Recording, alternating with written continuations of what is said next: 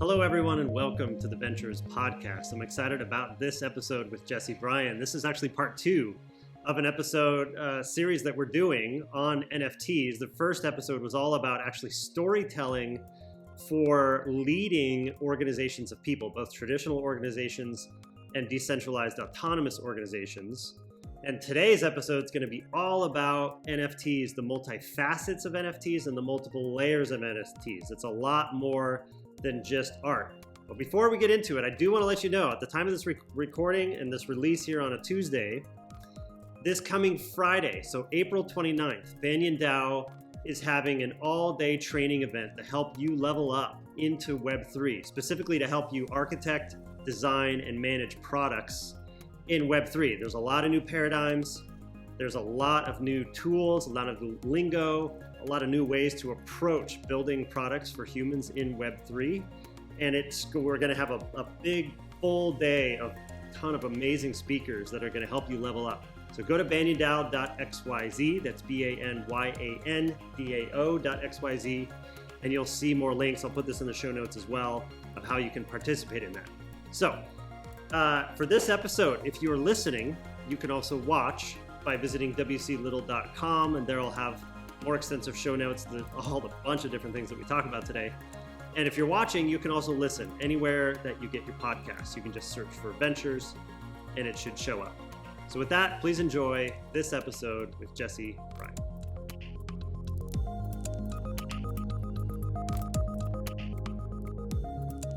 All right, Jesse, welcome back to the show. Thanks for having me. It's good to be here. So in part one, it was funny because we were actually intending to talk about what we're going to talk about in part two here in part one, but we definitely went down, I think, a really important path, which was all about storytelling for DAOs and traditional organizations, right? The power of stories. So I will link to the first show for those who are listening or watching who didn't get a chance to check that out. Highly encourage you to do that. But for this show, I'd love to actually dive into the world of NFTs. And it's so multifaceted and so multi-layered that most people don't really understand what's going on. So maybe for those who don't know you yet, quick, who is Jesse, and kind of like help us tee up this NFT conversation.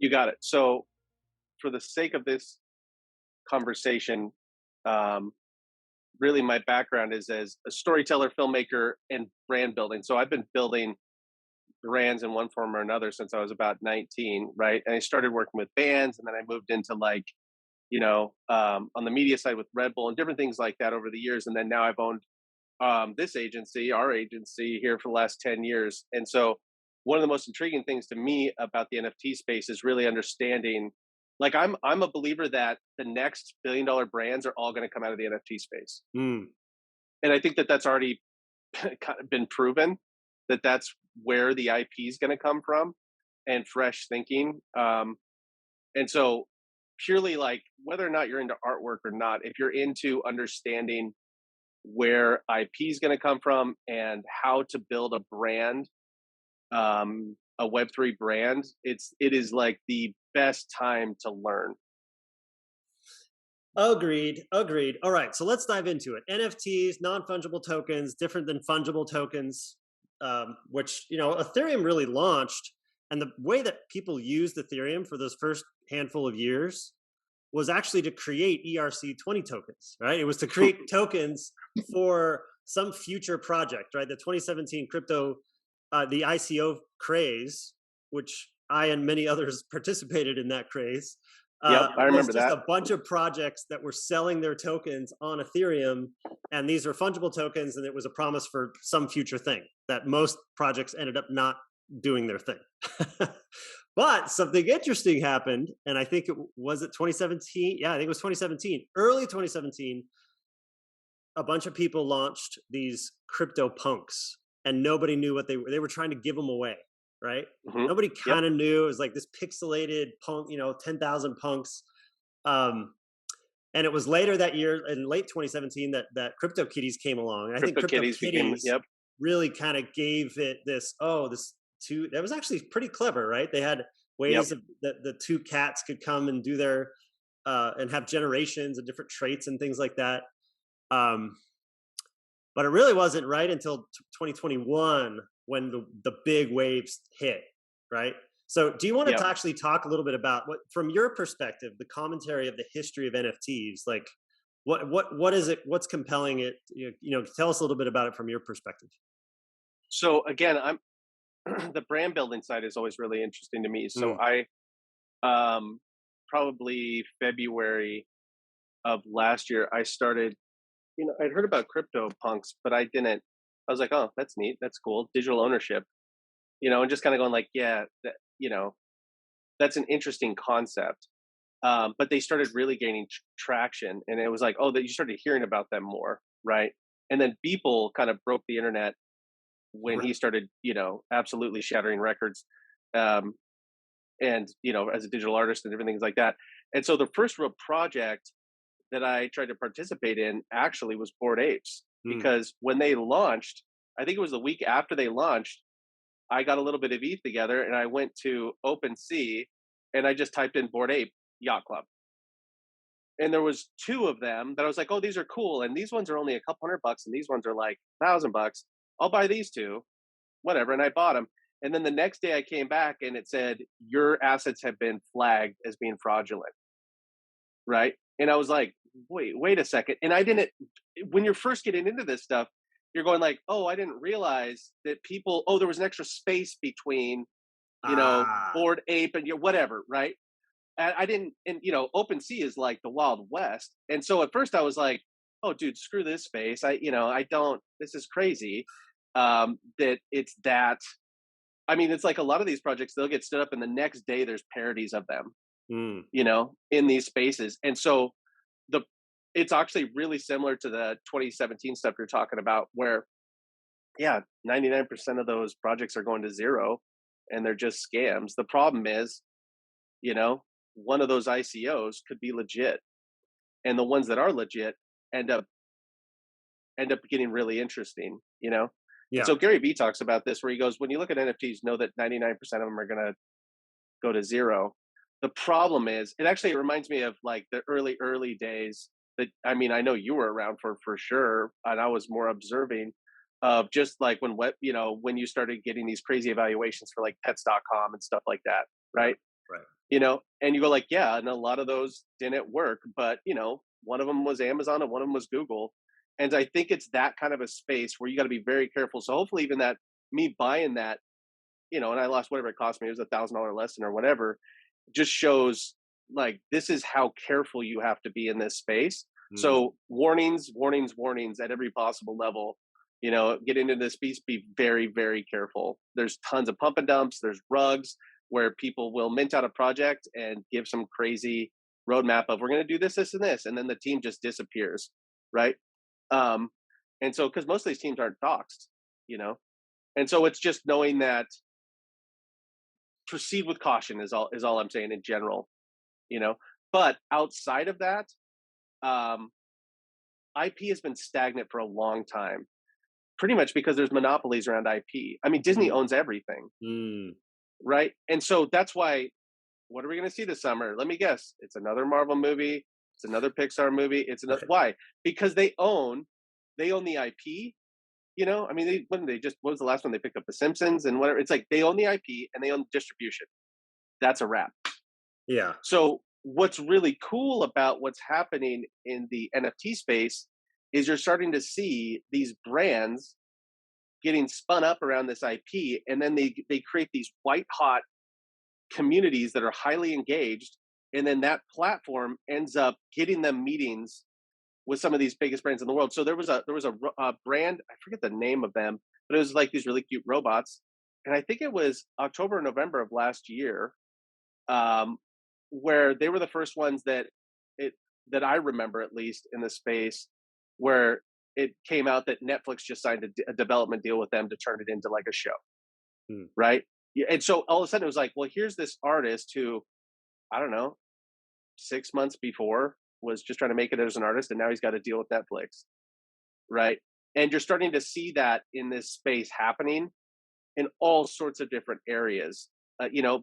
The thing that the Bored Apes did that CryptoPunks didn't. So the CryptoPunks were kind of the OGs, Yeah. but you never owned the licensing, right?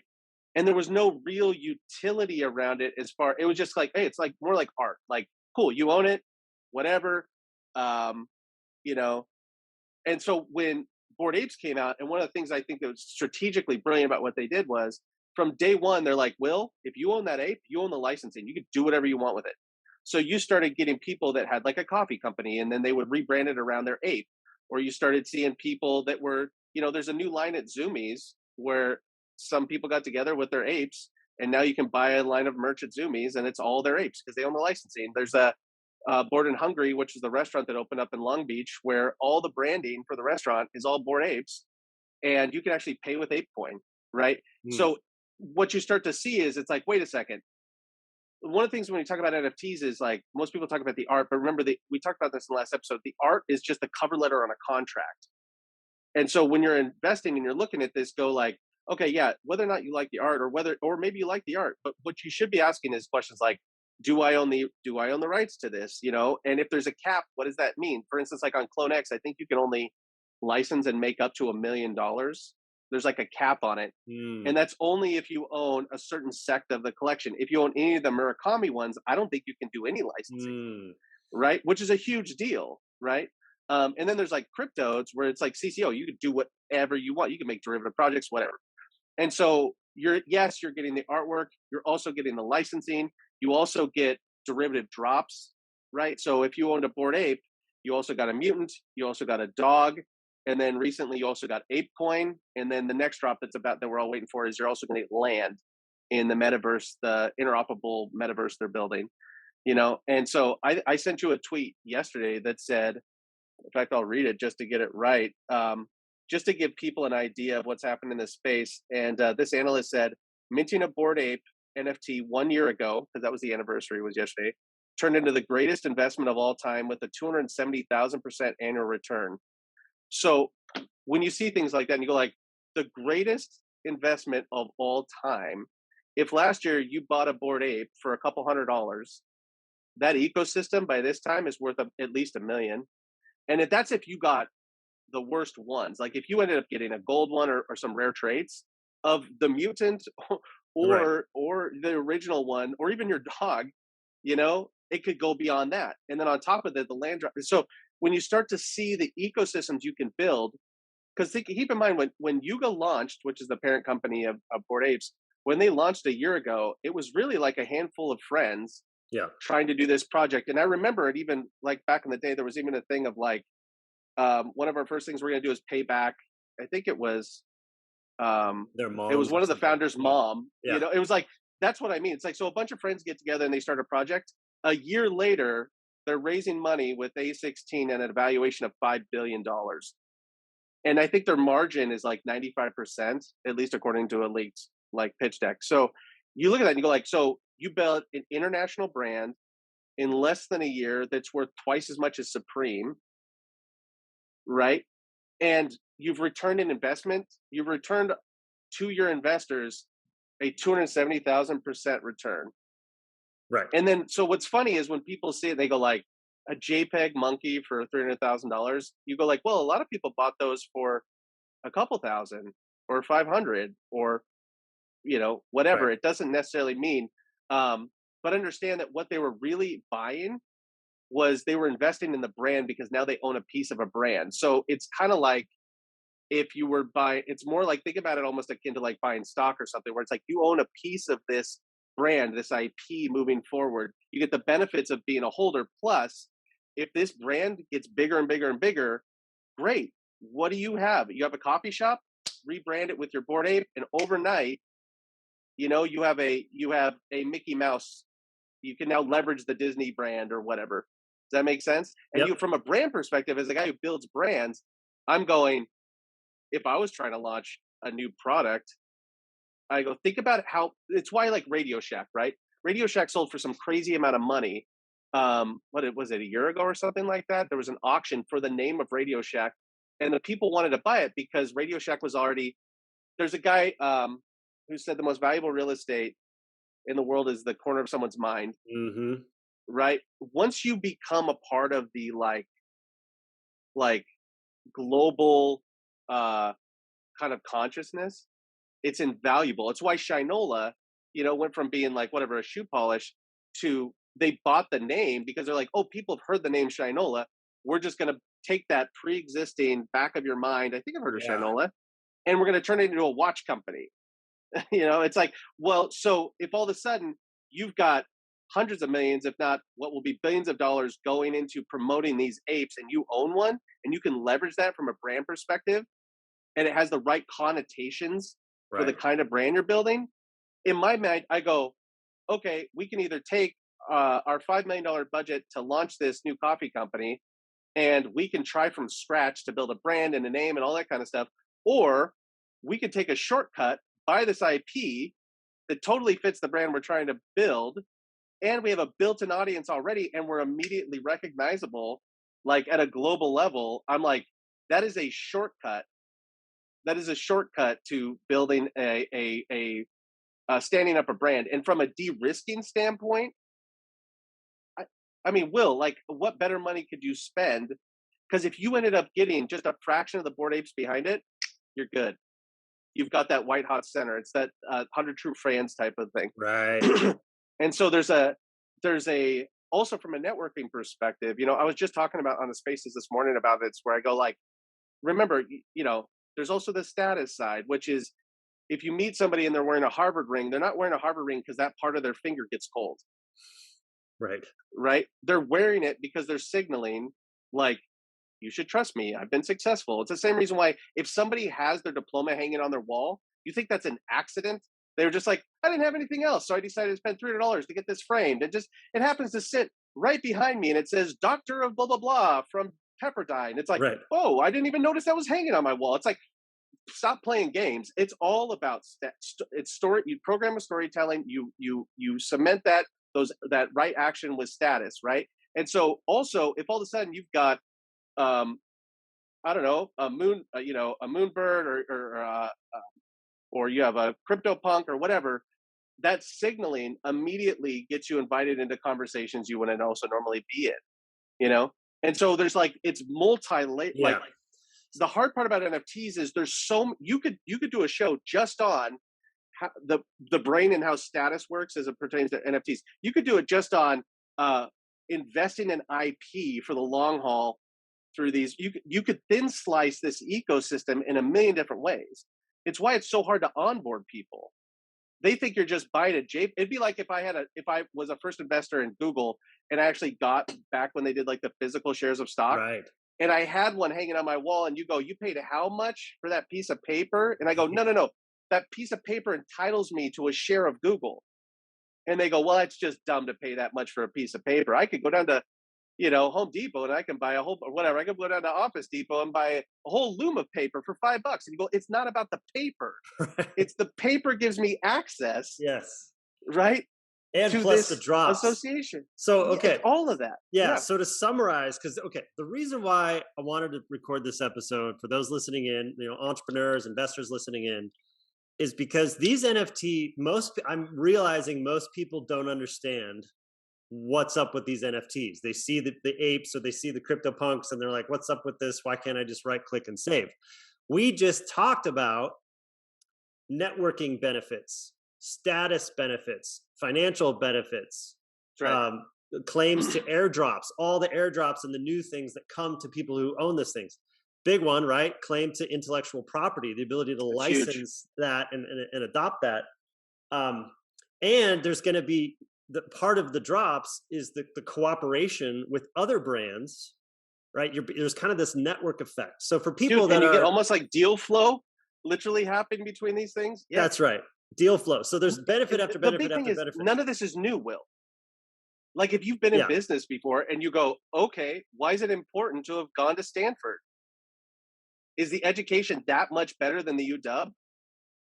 Well, I mean, if you went to Stanford, like I saw somebody did a whole thing on Oxford and Cambridge where they said something like, less than like whatever 1% of the population ever gets to go to these schools, but 90% of our parliament and bankers just so happen to have gone to Oxford or or Cambridge, and it's like those network effects that happen. That's old. Oh, you go to my church? Oh, you're a Mason? Oh, great. you're now invited into the team. Yeah. So just know that all these things you're seeing in Web3 are ancient. Yeah. It's just manifesting itself in a new way. So if you're like a big person on networking and network effects and all that kind of stuff, and you're going, but NFTs are stupid. It's like, dude, it's the same thing you've always been doing. Only now this NFT is the key to the door to the executive washroom. That's that's all that it is. Yeah. It's like, instead of your Stanford, diploma hanging on your wall, you have a picture of an owl, and it Right. it's like, but it's all the same things.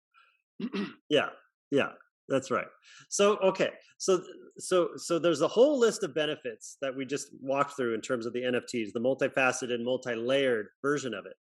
Now, I want to talk about Moonbirds in particular, because this is, it feels like that's kind of the next generation here. And then I want to talk about how entrepreneurs should be thinking about this for themselves. But first, let's talk about Moonbirds. So what are Moonbirds? What just happened? So Proof Collective, I think Kevin Rose. So Kevin Rose, OG, right? Kevin Rose was the one, from what I understand, that introduced Gary Vee to CryptoPunks. So Kevin's been around forever, obviously, as successful as you can get. He started a thing called the Proof Collective. I think it was in December, and the buy-in was like $1,000. As of this morning, I think the buy-in now to the Proof Collective is over 300,000. So that was in December. Now we're recording this on, the 21st of April. That's a pretty good ROI. And if you had that, you got to mint a Moonbird, which was a 2.5 ETH buy-in, I believe. And now the floor on that, whatever event that happened 3 days ago, is now 30 ETH. So around 100 grand. So if you would have bought that one investment for $1,000, you'd be looking at around a $400,000 return in 4 months, something like that. Right. And in essence, what Proof is, from what I understand, I'm not a part of that community, is it's a group of people. There's 1,000 of them, and you have access to a Discord, and you have like IRL events and all that kind of stuff. It's literally just like if you're like, every year, if you went to Stanford, we all get together and we have a private Discord club, an exclusive club. That's what it is. Yeah. But also, one of the big things they do is they also educate each other. So if you're in those spaces, they'll say, hey, this drop is coming out. It's done by a reputable team. It wouldn't be a bad idea for you to pick up a couple of these pieces of art. And even things like Kevin Rose was working with artists and made exclusive collections that only got given to people in the Proof Collective, which, by the way, when we talk about the buy-in of $300,000, that doesn't include all the drops you've gotten if you're already in it. Right. So you get the networking, you get the drops, and those drops are highly sought after and exclusive because you can only get them if you were in Proof, Right. And so there's a bunch of things. And so, but in essence, it was this kind of investors club-ish, and then they've created a larger collection, right? So that people can also get involved, and they have a whole, it's literally like, think about NFTs as like your A round. Friends and family, maybe you borrow money, you try to get something started, get an NFT project off the ground, and then selling that. If you sell that out and you make a couple $1 million, that's your A round. That's literally That's a really great point, by the way, because it's the same mistake a lot of people make with Kickstarter. Kickstarter evolved such that it only made sense after you already had a big audience and a big following, and then you could accelerate that from a marketing campaign. But they started by actually just trying to help people who were just. So it's actually interesting you say that, because I think the best NFT club launches are actually communities that are already fairly sizable, right? With people like Kevin that's what Rose. Kevin did. He's got 2 great podcasts. One of them is, what does he have? Bankless, and he has the other one that's really just about NFTs. So he had this white hot community of like highly engaged. He's educating them, helping them make good moves in this ecosystem. And then he goes, hey, I'm doing this thing called Proof. It's $1,000. Does everybody want to get together? Boom. And then he rewards his investors. And now they open it up to these other 10,000 people. Or no, is it 10,000? It's 10,000 collectioners or 5,000. I'm trying to remember with Moonbirds. Moonbirds are 10,000. Yeah, it was the 10,000. Great. To the CryptoPunks. Yeah. Okay, perfect. So then he expands it out, and you're going to get different benefits. So even within Moonbirds, there's special traits. So like if you have like a squiggle above your head, the rumor he was talking about last night on Spaces, at least, is that there's the potential of you getting, like, I don't know if there's 10 of them in the collection, whatever, the potential of you getting one of those pieces of artwork, right? Yeah, right.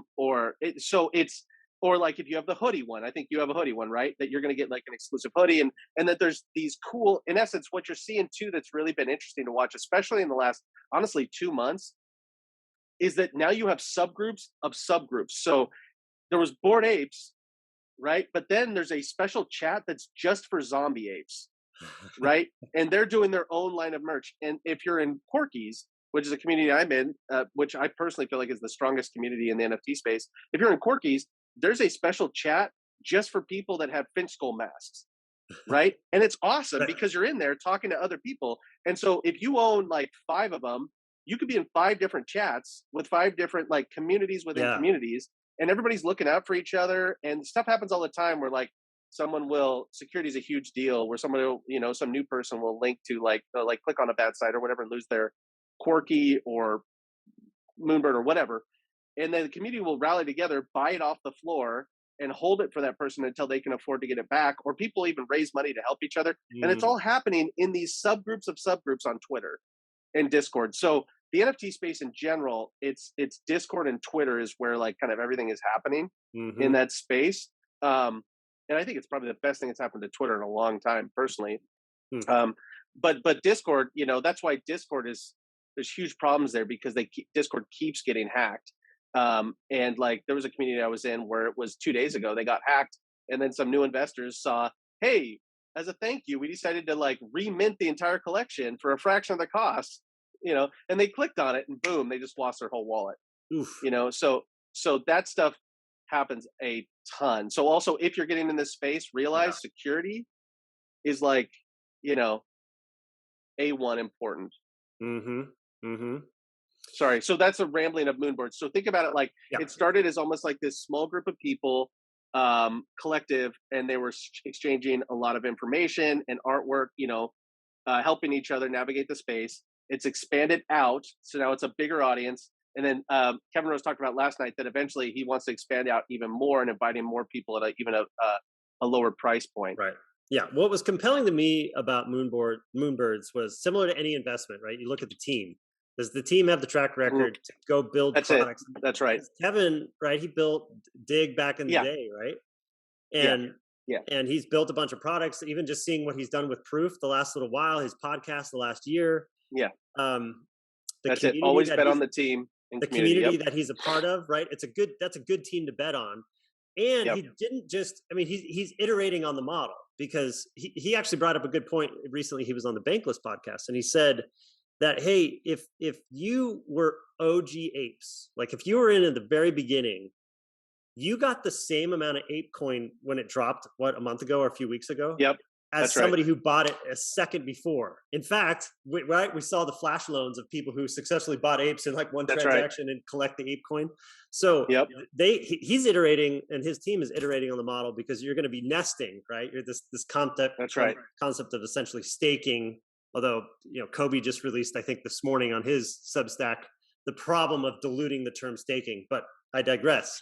The whole point is you're going to be able to nest these birds, which then give you level you up. It's like gamifies the whole thing, which is interesting. That's right. Not just like I can hear the skeptic listening in, right? That's like, hey, isn't this just a whole big Ponzi? Like, isn't this just getting people to hold on to these things just for the sake of holding on to the things? But the IRL events, all of the facets and nuances that we talked about earlier in this episode, the ability for them to build a brand and for me to literally own and be able to license out a part of that. This is interesting to me, not just from a current events of what's going on in this corner of Web3, but for how we can teach other entrepreneurs to think about how to use NFTs in their communities, not just to replicate and go pump and dump, make a bunch of money, which great, like go do that. More power to you. But how can you help humans flourish? How can you help solve real needs in the world? How can you really identify how to build a strong community so you lift each other up? And that's what's compelling to me. What do you think? So Will, let me take a step back and go, like, what you see in this space is a ton of parity, right? And the projects that break out, they genuinely are bringing something new to the market. What the apes did that was brilliant is they gave us the rights, the IP rights. Yeah. That's what made it sticky, I guess, to use that kind of language. What Kevin Rose did was he's like, I want to build a collection that's all about long-term thinking. Most people buy it and try to flip it and do all this stuff. He's going, no. The longer you stake it, the more rewards you get. And it was like, that was brilliant because in essence, I bet you 90+% of these birds are going to get staked. And then your supply shock's going to be crazy. Also, the same thing is about to happen with apes where, because it's all in a DAO, which is also cool because apes from the beginning, they're like, we're going to build this and then hand over and then turn it into a DAO and hand it back over to the investors. Yeah. Right. Which is super cool. So what we think is going to happen is you're going to be able to stake your apes, mutants, dogs, land, and APE Coin. And then so all of a sudden you just stake it and then you have passive income coming in, but also that creates supply shock, right? And so I think that's, if somebody was listening to this and thinking through it, don't just try to be Bored Apes. It's just like anything else. Don't be Nike. Nike already exists. Yeah. Bring us something new. It's not, if you really want to do something, I think you need to be thinking about, I personally am, I hate terms like growth hacking. I hate that kind of crap, right? Because for me, it's growth hacking. When I hear that, it's all about quick little wins. It's all about, I wonder if I can find a gap in the system and I can manipulate the system or whatever. It's like, no. Think about it. Like, my opinion is that long-term success is always built off of healthy relationships, right? And you can't growth hack healthy relationships, right? And so if you're thinking about NFTs, don't think about it like, how can I make a quick buck? Think about it the same way you would think about any other business. How do I build a healthy community that truly rewards our investors and gives back to our communities? Totally. It's going, take Web 2 and your ethics from Web 2 and apply them to Web 3, and you will immediately stand out in this space. Yeah. So in essence, the real alpha is that the most valuable thing you have is your name, you know? And from a product perspective, your community and taking care of them is the whole game, just like the business you're running right now. Yeah. You know? And so if you're thinking long-term like that, like people like Gary Vee, Kevin Rose, Yuga Labs, those are the projects that really end up making the biggest impact, because they really are focused on their customers and delivering value versus, just trying to like have a quick pop flip, garbage type of a thing. One of the best pieces of advice I got early on when I first sold my first two companies, started investing, this was almost 13 years ago now. And I can't remember who said it, but somebody told me, hey, Will, two things. One, when you angel invest, you're locking up capital somewhere between 7 and 15 years. So it's extremely illiquid. If you're going to invest in a company, like you have to think that they're going to go long, right? And you have to think 30 to 50x return in that period of time. Don't invest in anything that doesn't even meet that profile. Yeah, that was extremely helpful advice, and that helped me say no to a bunch of things and say yes to a bunch of things that I've been able to experience one nice cycle of that now, and make a living off of angel investing, which was based on that advice. The second thing he said is invest in things that you're proud to tell your kids about. I love that. Yeah, I love that because it's your longer term thinking. And my kids and I are talking about Moonbirds, not just for the silly little art, right? Or we're talking about, this is actually a new revenue model for entrepreneurs, to empower entrepreneurs all around the world, right? We're in the early innings of a new way to bring value to the world. That's cool. Like, that's why I'm interested. Will, think about it like this. Kevin Rose now has $200 million, right? To return back to 1,100 investors. Right. That's right. So, you when you start to think about that, like last year, Yuga Labs, they did $200 some odd million at a 95% margin.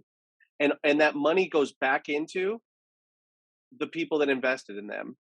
What's funny to me about it is you go like, okay, I don't invest in something like this. I totally get it. Super risky. I invest in the stock market. Oh, how's that work?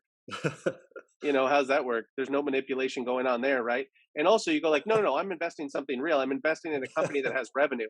So do these companies. They have revenue. Every time somebody paper hands or exchanges one, Yeah. they get a percentage of that. And that revenue goes back to building the community and the product and the brand. It's like, it's just like any other company. And just like any other company, I Right. could start a company in Seattle right now that says we do, I don't know, we fix water damage and we need 50% up front. And I could take a bunch of those contracts, never do it, close my business and skip town. Like none of the stuff that's happening in NFTs has never happened. It's Right. like, Yes. dude, this is how many people go raise money for something and never even intend to even build anything, and then just burn that capital down. It's like that.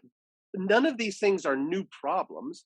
And it also means that we should approach them the same way we approach the other problems, which is don't think short term, think long term. Take care of your customers. Do what you say you're going to do. Yeah. Over communicate. It's like, Tell the truth. Yeah. that's exactly right.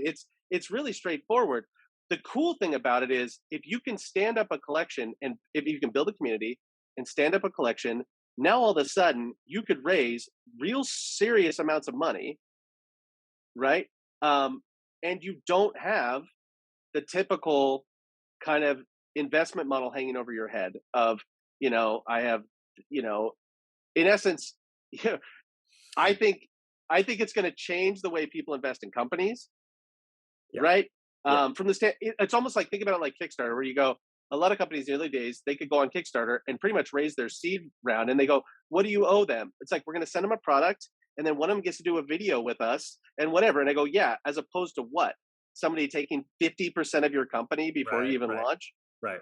And so all of a sudden you could launch a collection, and Yuga can go scorched earth, and they don't really have to worry about because their investors are us, and we're all rooting for them, and so it's understanding that this is all of this is just a new version of something you've seen before, except it's decentralized, right? It's all on the blockchain, so there's more transparency, and it's pretty easy to tell the difference once you get used to seeing it. Just like I'm sure for you, Will, when you take meetings with like entrepreneurs, you can kind of tell the difference between a team pretty quickly that has a real plan and knows what they're doing. Right. Totally. It's just like that. Once you get in the NFT space, if you get deep enough and you go, hold on a second, who's the team? Are they doxxed? That doesn't necessarily mean if they're not doxxed, that's bad. But of those anonymous, pseudonymous accounts, do they have a great reputation? How old are their things? Because a lot of times in the early days of NFTs, early days, by the way, this is like, 4 months ago or whatever, it would be like, oh, the selling point would be they have 20,000 people on their Discord. And it's like, did they do that in a day? Yeah. Okay. They're just buying that. Oh, they have 200,000 followers on Twitter. It's like, dude, they bought all that. It doesn't. So now people are starting to get a lot savvier about all the things you talked about. Who's the team? What's the roadmap? What's their track record? The classic, the best, like chance at future success is based on past success. All that kind of. They're taking that kind of more savvy mindset is starting to happen in NFTs, and I'm here for it because the worst thing for the NFT community is all these scams and BS and all that kind of stuff. Yeah. Right. It's just like the bubble that built in the original .com stuff. That wasn't helpful for people that were actually trying to build like great companies, like, and so we're in the same type of a cycle, in my opinion. So I'm hoping for a bubble burst, to be honest with you. I don't think it's going to happen for a little while because Coinbase is coming online and all this stuff. But I personally am looking forward to kind of that crash. So then you can kind of like the Warren Buffett thing of like when the tide goes out, you see who's wearing, swim trunks or whatever. Right. I'm looking forward to that because you can get back to cool. Let's build great communities. Let's build IP. Let's think about new ways to like connect people and bring value. That phase of it is what I think is going to be the real foundation, 20 years from now. Yeah, I like that. Yeah. And yeah, even this episode is actually reminding me that in the same way that I invest in early stage companies where I have a 5-part matrix. And in fact, I did a 10-minute monologue on this 6 months ago, and I'll link to it in the show notes. But it's team, product, market, traction, and financial model. There you go. Right. So the team, product, market, traction, financial model, evaluating that in the NFT space, it's just like any other investment, right? And to That's understand even the financial model, people don't realize the secondary sales, right? Somewhere between 2.5 and 5% goes back in the treasury of the team that launched it for them to do more creative things with it. It's guaranteed margin. Yeah. Will. It's crazy. Here's what I think I really want to caution people about in general in Web3. Don't silo your understanding. And so what I mean by that is, like, you have these weird camps where somebody's like, listen, I don't care about DeFi, all I care about is DAOs. Okay. Or all I care about is DeFi, I don't give a shit about NFTs, and I don't care about, and I think DAOs are bullshit, or whatever. You go like, okay, that it's like Voltron. When you bring them together, that's when it actually gets interesting. Yes. So what people don't understand is when they start to see, oh, wait a second, why are Bored Apes where they're at? Well, dude, it started as an NFT, sure, right? And then what happened? Then they created this DAO, and they created a token system, and so it's like, when all of that comes together, that's when Web3 has a chance to really be disruptive.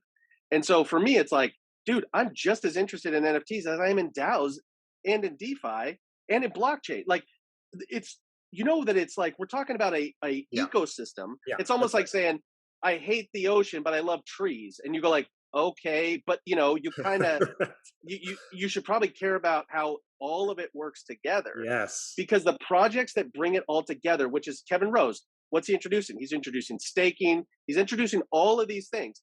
What made the Bored Apes really interesting? It's like, oh, they had the IP stuff, but also they just introduced this first coin that's really like, when that coin came out, I think a lot of us were hoping that it would run to like $8 at some point, and it immediately popped to like 17 or something, and it's settled. I think it's somewhere in the 15 range now. Like, that was almost unthinkable a month ago, right? But it's also, you go, well, that's going to be the currency inside of the digital land that they're selling, right? And so all of a sudden you start to go, and by the way, how does governance work for APE Coin? It's a DAO, which means if you have APE Coin or even Ape, you can go in and you can vote. And so it's all of the pieces are coming together, and the projects that are thinking about it holistically as a Web3 business, this whole new model of transparency and all of that stuff coming together, those are the projects that end up doing really well. And so again, it's kind of like growth mindset across all these different verticals, right? And it's like, be curious about DeFi, be curious about tokenomics, be curious about blockchain, bring it all together in one ecosystem, because the reason why they all exist is to work with each other, right? You can't do a DAO without a blockchain. An NFT is just pure art. It's like, yeah, it's kind of interesting. When it gets really interesting is when you add in the community. And by the way, digital ownership is because of the blockchain and all of those pieces. Yeah. It's an ecosystem.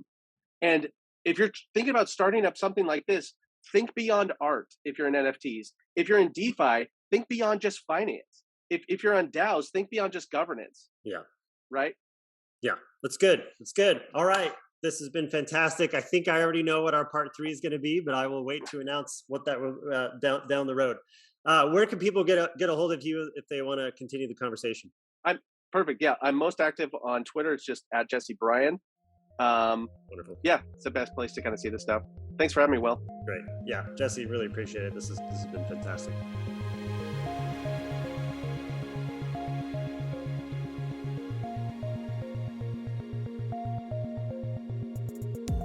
All right, a couple quick things before you go. Number one, I have a general newsletter where I write about technology and startups and health science and teaching people to code. And I write about a variety of different subjects that we talk about on this show. So if you go to wclittle.com, there you'll be able to subscribe, and you'll also be able to subscribe to particular topics. If you're just interested in one or a few of them, you'll be notified right when I publish new content in those areas. Number two, my partners and I at Bored Ventures have a portfolio company called Startup Rocket. If you go to startuprocket.com, there you'll be able to receive coaching guides and customize an operations framework for you and your team and your advisors to be on the same page in terms of what is the appropriate next step for you and your entrepreneurial journey. And finally, if you wouldn't mind leaving a review anywhere that you have listened to this podcast or watched this podcast, it'd be super helpful to help those who might be interested in consuming this content as well. Thank you.